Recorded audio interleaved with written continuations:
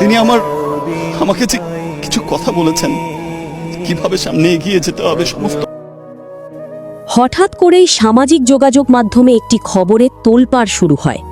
মারা গেছেন বাংলা চলচ্চিত্রের কিংবদন্তি অভিনেতা আলমগীর।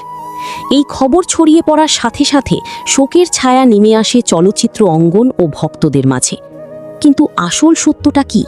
তিনি কি সত্যিই আমাদের ছেড়ে চলে গেছেন?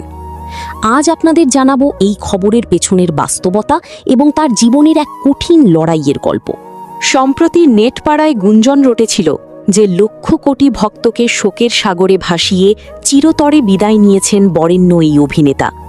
এমনকি মহাখালী থেকে এফডিসি পর্যন্ত জনসমুদ্রের কথা বলা হচ্ছিল। কিন্তু ভক্তদের আশ্বস্ত করে জানানো যাচ্ছে যে অভিনেতা আলমগীর মারা যাননি, তিনি বর্তমানে সুস্থ ও জীবিত আছেন। তার মৃত্যুর খবরটি সম্পূর্ণ একটি গুজব। মৃত্যুর খবরটি গুজব হলেও অভিনেতা আলমগীর একসময় সত্যিই মৃত্যুর দুয়ার থেকে ফিরে এসেছিলেন।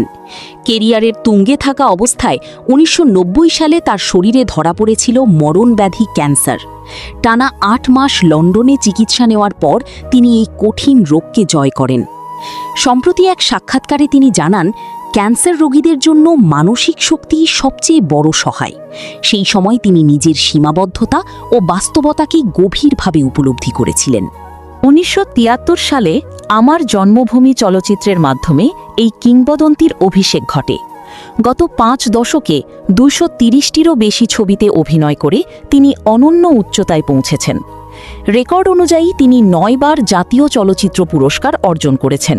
ব্যক্তিজীবনে তিনি জনপ্রিয় কণ্ঠশিল্পী আঁখি আলমগীরের বাবা।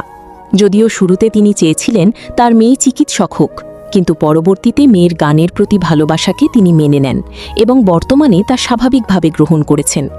সবশেষে বলা যায়, কিংবদন্তি অভিনেতা আলমগীর এখনও আমাদের মাঝে আছেন এবং আমরা তার দীর্ঘায়ু কামনা করি। দর্শকদের প্রতি অনুরোধ, যাচাই না করে কোনো মৃত্যু সংবাদ শেয়ার করবেন না। আজকের রিপোর্ট এই পর্যন্তই। ভিডিওটি ভালো লাগলে শেয়ার করুন এবং আমাদের সাথেই থাকুন। ধন্যবাদ।